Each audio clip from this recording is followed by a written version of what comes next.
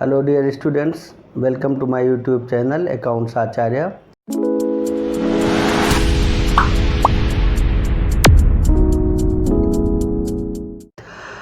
Dear students, MCQs of auditing second topic आपको हम MCQ discussion कर रहे थे. अब देखें क्वेश्चन नंबर 26 से investigation can be defined as. Investigation can be defined as क्या हो सकता है? इन्वेस्टिगेशन आपको डिफाइन करना है. यहाँ पर देखें, preparation of books of accounts and keeping them, यानी अकाउंट्स को बनाना और उन्हें रखना. तो ये तो बेटा क्या है? ये अकाउंट्स का पार्ट है, बुक कीपिंग का पार्ट है. रिकॉर्डिंग ऑफ बिजनेस ट्रांजैक्शन, ये अकाउंटिंग का पार्ट हो गया. Examination of account for a special purpose, ये पॉइंट कुछ इसेंशियल है. एग्जामिनेशन, बुक्स का एग्जामिन करना. तो जब आप बुक्स को एग्जामिन करते हैं ये ऑडिटिंग का पार्ट हो जाता है. इंस्पेक्शन ऑफ वाउचर, ये वाउचिंग का पार्ट हो गया. तो बेटा इन्वेस्टिगेशन क्या हुआ? इन्वेस्टिगेशन के अंदर आप देखेंगे कि examination of accounts for a special purpose, यानी answer C should be the correct answer for your question number 26. Basically देखना ये है, इन्वेस्टिगेशन का मतलब क्या हुआ? जांच करना, डीप इंस्पेक्शन करना. ठीक, तो डीप इंस्पेक्शन के अंदर हमें आना है examination of accounts for a special purpose. Right, this is a part of auditing. Next देखिए बच्चों, 27 नंबर क्वेश्चन.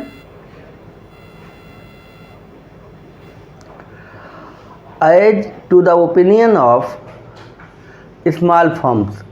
स्मॉल फर्म्स के लिए ऑडिटिंग क्या है? वैसे तो मैं तो यही समझता हूँ कि ऑडिटिंग एक इसेंशियल पार्ट है अकाउंट्स का, जो ज़रूरी है. इसलिए ज़रूरी है कि हम जो भी एक्टिविटीज़ करते हैं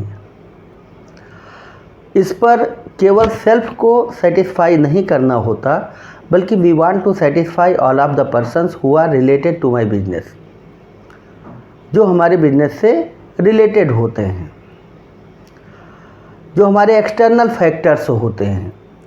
तो एक्सटर्नल फैक्टर्स को हम सेटिस्फाई कैसे कर सकते हैं? From my audit report. Audit report जब मैं उनके सामने प्रेजेंट कर देता हूँ तो they will satisfy from my working of accounts and from my working of a business whatever profit has been shown by my financial accounts. तो वो फाइनेंशियल अकाउंट्स की जो प्रॉफिट मैंने प्रेजेंट किया है उस पर वो सेटिस्फाई हो जाते हैं कि दिस इज एक्यूरेट. राइट, इसे गवर्नमेंट भी मानती है, पब्लिक भी मानते हैं, हमारे सारे एक्सटर्नल इन्वायरमेंट जितने भी होते हैं और इंटरनल इन्वायरमेंट, ये सभी इससे बेनिफिटेड हो सकते हैं. तो यहाँ पर है as to the opinion of small firms. जो छोटी फर्म्स होती हैं वो इसको क्या समझ लेती हैं कि ये वेस्टेज ऑफ मनी भी है, अननेसेसरी फॉर्मेलिटीज है और एक्सपेंसिव भी है. ये सभी उनके ओपिनियन होते हैं. क्यों? क्योंकि they are very small firms. They are very small firms, बहुत छोटे छोटे फर्म्स होते हैं. तो उनके लिए ये सभी खर्चे हैं. उनका एक्सटर्नल इन्वायरमेंट लिमिटेड होता है. They can satisfy themselves by his own code, conduct, character, behaviour etcetera. लेकिन गवर्नमेंट ने ये फॉर्मेलिटीज बना रखी है तो सबको कराना ही पड़ता है. यहाँ पर as to the opinion of small firms auditing is all of the above. यहाँ पर आप क्या करेंगे? ऑल ऑफ द अबव, यानी answer D is a correct answer for question number 27. Next देखें question number 28. As to the opinion of large business entities. जो large business entities हैं उनका ओपिनियन क्या है ऑडिटिंग के लिए? Helpful in future planning, auditing is necessary, determination of fair tax. देखें बच्चों, अब आप अपने माइंड से सोचो, जो लार्ज फर्म हैं उनके लिए फ्यूचर प्लानिंग के लिए भी इसेंशियल होता है, ऑडिटिंग नेसेसरी भी होता है और डिटर्मिनेशन ऑफ फेयर टैक्स भी होता है, राइट। तो यहाँ पर भी आपका आंसर डी करेक्ट आंसर होना चाहिए। D is a correct answer for question number 28। And next देखें 29th, how auditing is helpful in future planning to a large business entities.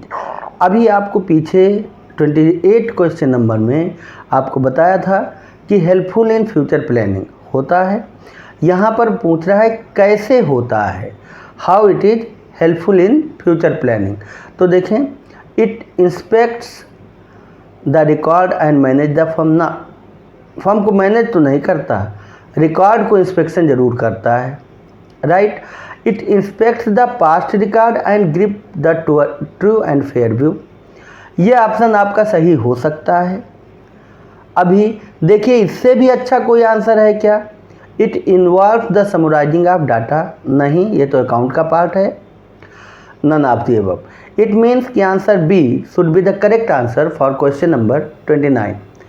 Answer B, it inspects the past record and gives the true and fair view. True and fair view देने के लिए ही auditing कराई जाती है। Next देखिए बच्चों, question number 30, auditors examines and verifies the. Examine और verify क्या करता है? क्या वेरीफाई करता है? आपको देखना है costing record and cash flows, managers record, financial record, ledger accounts. तो ऑडिटर क्या एग्जामिन करता है और वेरीफाई करता है? Only those transactions which are monetary in terms, financial in terms. Financial record ही मेंटेन करेगा, फाइनेंशियल रिकॉर्ड को ही एग्जामिन करेगा। तो यहाँ पर आपका आंसर सी होना चाहिए, करेक्ट आंसर क्वेश्चन नंबर 30 का सी। और क्वेश्चन नंबर 31 देखें, the principal object of auditing is. Auditing का प्रिंसिपल ऑब्जेक्टिव क्या हो सकता है?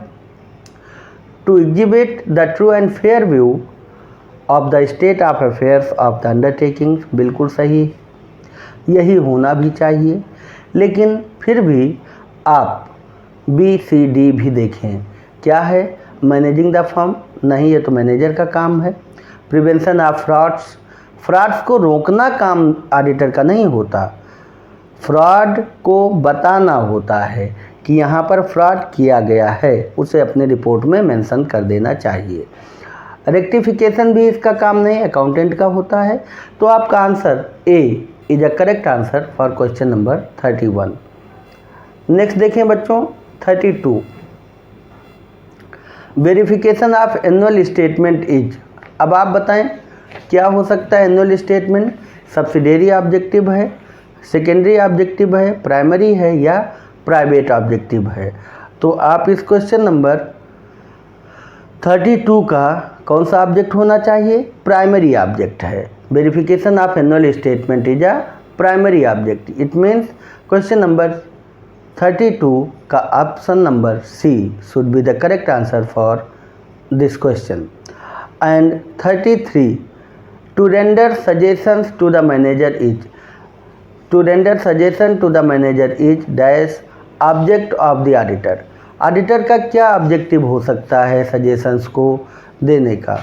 ठीक, तो render suggestions to the manager, manager को सजेशन देना। देखिए, सबसे पहले वो क्या करेगा?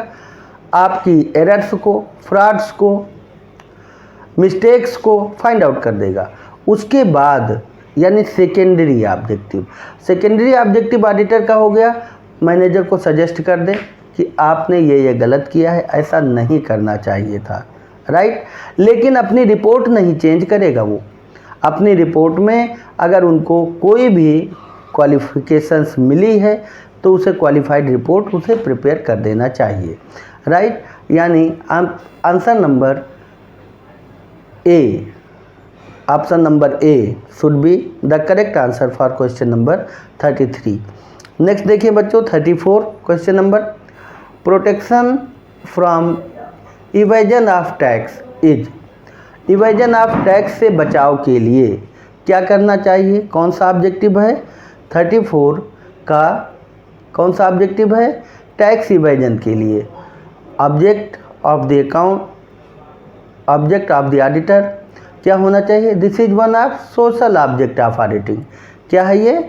Social object of the auditing, यानी answer B should be the correct answer. And question number 35 में generally auditing is not necessary, not legal, is proprietors have control on it for small sole trading business.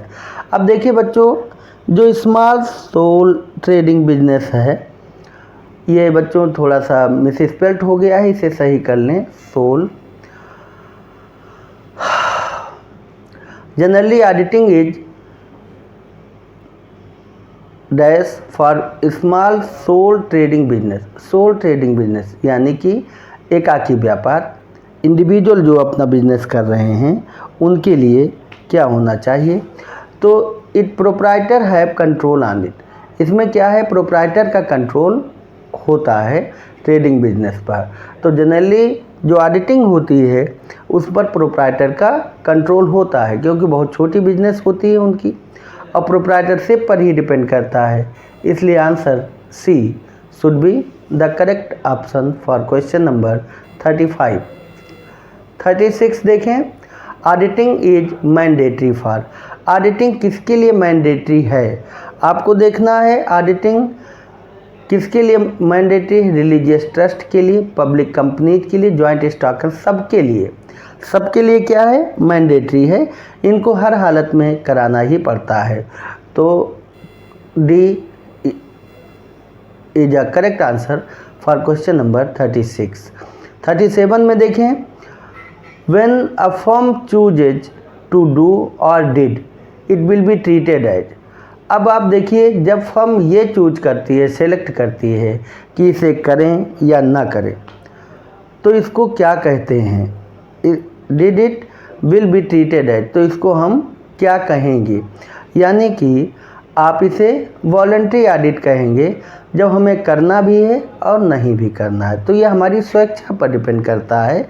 इसे हम option number B correct answer होना चाहिए। Next देखिए बच्चों, domestic use of official sofa. Domestic use of official sofa, office का sofa था, आप उसे घर में उठा लाए, ख़रीदा गया बिजनेस के लिए, आप उसे प्राइवेट यूज कर रहे हैं, तो इसे आप क्या कह सकते हैं? ये एम्बेजलमेंट ऑफ प्रॉपर्टी है, गुड्स नहीं है, because you are not sofa businessman, sofa seller. और एम्बेजलमेंट ऑफ अकाउंट्स भी नहीं है, क्योंकि अकाउंट्स में आपने उसे सोफ़ा ट्रीट किया होगा। ये प्रॉपर्टी का एम्बेजलमेंट है, यानी बिजनेस में इस प्रॉपर्टी को एक्वायर किया गया, ख़रीदा गया और उसे आपने अपने ड्राइंग की तरह से अपने घर पर यूज कर रहे हैं, तो एम्बेजलमेंट ऑफ प्रॉपर्टी देखा जाएगा। यानी answer option C is a correct answer for question number 38। आइए 39 पर देखते हैं। In comparison of bookkeeping accountancy is. Comparison of bookkeeping accountancy क्या है? बॉर्डर कंसेप्ट है, नैरोअर कंसेप्ट है, इक्वल कंसेप्ट है, या कुछ नहीं है? तो देखिए, बुक कीपिंग बहुत लिमिटेड होता है और अकाउंटेंसी बहुत लार्ज होता है। ठीक, तो बुक कीपिंग ब्रॉडर सेंस में लिया जाएगा, यानी accountancy is a broader concept in comparison of book keeping. Which of the following is not correct about the fraud. Fraud के लिए क्या नहीं करेक्ट है? क्वेश्चन नंबर 40 आप देखिए, फ्रॉड में क्या करेक्ट नहीं है, यानी आपको ये ढूंढना है कि करेक्ट क्या क्या है। तो जो जो करेक्ट आपको मालूम होगा, पता चल जाएगा कि क्या करेक्ट नहीं है। देखिए, जो फ्रॉड होती है, it is done with intention, बिल्कुल सही है। फ्रॉड इंटेंशनली डन किया जाता है। It can never be ratified, बिल्कुल ठीक है, इससे हम रेटिफाई भी नहीं करते। It can be easily detected, ना बच्चों ये बिल्कुल नहीं हो सकता, इसे फ्रॉड तो जानबूझ करके ही किया जाता है ना, तो उसे इतना ज़्यादा छिपा दिया जाता है कि आप सोना और पीतल में डिफरेंस समझ ही नहीं पाएंगे। इसलिए it can be easily detected ये गलत है, it can not be easily detected. अगर ये होता it can't be easily detected तो ये भी ऑप्शन आपका सही होता, लेकिन यहाँ पर आपसे पूछा नॉट करेक्ट है तो ये करेक्ट है। ठीक, नॉट करेक्ट यानी कि ये नॉट करेक्ट है। और which of the following is not advantages of continuous audit, continuous audit का एडवांटेजेज क्या नहीं है ये देखना है आपको। तो देखें, early detection of error and fraud, नहीं गलत है। इकोनॉमिक नहीं।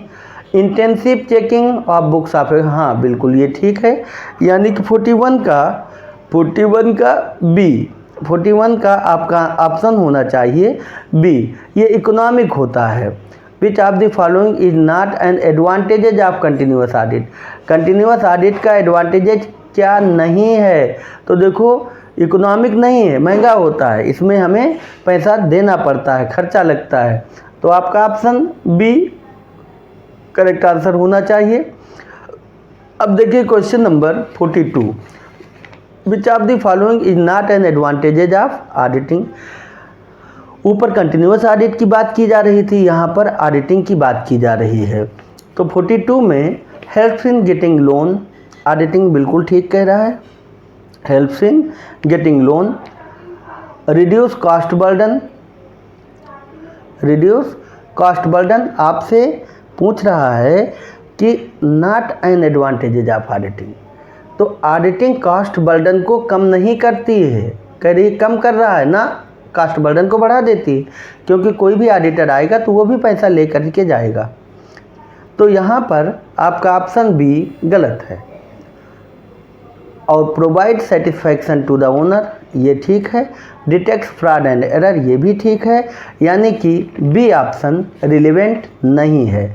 तो आपको देखना है 42 का option B is a correct answer for this question.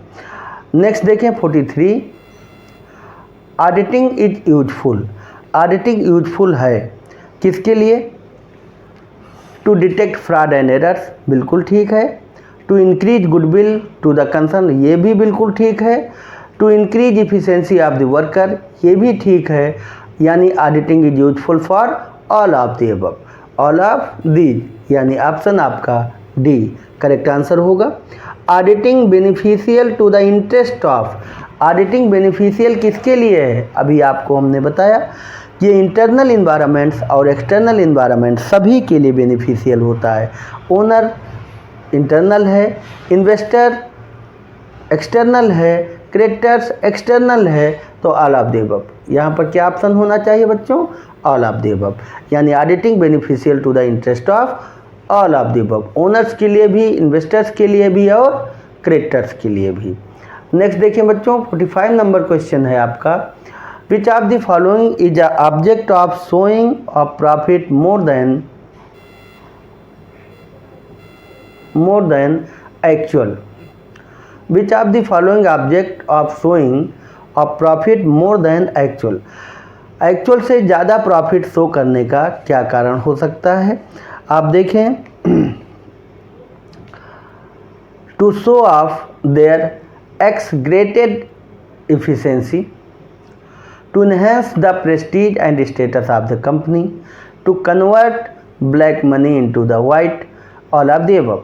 तो देखें, which of the following object of showing of profit more than actual, तो क्या हो सकता है। अब आप सोचिए, जब हम प्रॉफिट को ज़्यादा दिखाते हैं, ज़्यादा शो करते हैं, तो वहाँ पर क्या होता है, हम अपनी इफ़िशेंसी को ज़्यादा शो करना चाहते हैं, हम अपनी स्टेटस और प्रेस्टीज को बढ़ाना चाहते हैं, हम अपने ब्लैक मनी को वाइट मनी में भी कन्वर्ट करने का एक ऑप्शन हो सकता है। तो आपका ऑप्शन आंसर होना चाहिए डी, यानी कि D answer is a correct option for question number 45। और ध्यान रखो बच्चों, जब भी आप ऑब्जेक्टिव क्वेश्चंस देखते हैं MCQs देखते हैं तो वहाँ पर लगभग सभी आंसर्स आपके सही होते हैं, लगभग सही होते हैं। अगर इन्हें हम थ्योरेटिकली लिखना शुरू करते हैं तो हम वो सारी पॉइंट्स इंक्लूड कर लेते हैं जो ऑप्शन में हमारे दिया हुआ है। तो हमें उसमें से देखना है which is relevant to the point. हमारे टू द पॉइंट रिलेवेंसी देखनी होती है। जब आप रिलेवेंसी देखेंगे तो बहुत सारे ऑप्शन आपके इररिलेवेंट होंगे और एक रिलेवेंट होगा। जो एक रिलेवेंट होगा वही आपका करेक्ट आंसर बन जाएगा। देखिए 46 और last question of this video, which of the following is a limitation of auditing. Auditing की लिमिटेशन क्या है यह आपको देखना है। तो देखो बच्चों, इस क्वेश्चन में आप ऑडिटिंग को लिमिटेशंस में पूरा याद कर लीजिए। पूरा लिमिटेशन है, ऊपर का आपको हमने पूरा पोर्शन दिया है। ये आप इनको अपने मेमोरी में रखेंगे। जब आपको याद रहेगा limitation of auditing is not a guarantee of 100% truth, बिल्कुल सही है, ये उसकी लिमिटेशन है। Auditors only expresses his opinion, बिल्कुल ठीक है। ऑडिटर कोई भगवान नहीं है, वो केवल अपने ओपिनियन को प्रेजेंट कर देता है आपके पास, बस और कुछ नहीं। और उस ओपिनियन में हम देख लेते हैं कि हमारी जो ट्रू एंड फेयर व्यू है वो प्रेजेंट हो जाती है। जो ऑडिट रिपोर्ट है वो आपकी क्लीन रिपोर्ट है या क्वालिफाइड रिपोर्ट है, उसी क्लीन और क्वालिफाइड रिपोर्ट पर मैं संतुष्ट हो जाता हूँ, सेटिस्फाई हो जाता हूँ। Auditing is not a conclusive proof of workers honesty, ये भी बिल्कुल ठीक है। यानी आपका आंसर होना चाहिए डी, करेक्ट आंसर डी, 46 का डी। तो बच्चों ये टॉपिक आपकी कंप्लीट हो जाती है इस वीडियो से, और आप हमारे साथ बने रहें। नेक्स्ट वीडियो आपको बहुत जल्द प्रोवाइड करेंगे नेक्स्ट चैप्टर का। आप लोगों से रिक्वेस्ट है, हमारी बुक जो नवयुग पब्लिकेशन की है ऑडिटिंग की, इस बुक को थोड़ा रीडिंग करते रहो, थोड़ा पढ़ते रहो, और उसके बाद जब आप हमारे ऑब्जेक्टिव क्वेश्चंस पर आएंगे, आप हमारे MCQs पर आएंगे, तो आपको MCQ बहुत जल्दी समझ में आएगा। तो वहाँ पर रीडिंग कीजिए और यहाँ पर MCQ देखिए, उसके बाद मेरा विश्वास है कि आप कभी भी गलत नहीं करेंगे। राइट बच्चों, और जो बच्चे कंपटीशन की तैयारी कर रहे हैं वो बच्चे ज़रूर बुक रखें अपने पास। केवल हमारे MCQ पर भरोसा करके ना बैठो। मैं सभी MCQs कोशिश करता हूँ अच्छे से अच्छा आपके सामने प्रेजेंट कर सकूँ। फिर भी MCQs भी बहुत सारे बन सकते हैं, एक ही क्वेश्चन से कई MCQs निकाले जा सकते हैं। तो आप लोग हमारे साथ अपने बुक्स को भी देखते रहें और इसे भी MCQs भी यहाँ प्रैक्टिस करते हैं और वहाँ पर आपकी स्टडी होती है। तो आप सबसे पहले उधर स्टडी करें, उसके बाद आप हमारे MCQs को देखें और हमारे साथ बने रहें। अगला वीडियो आपको जल्द ही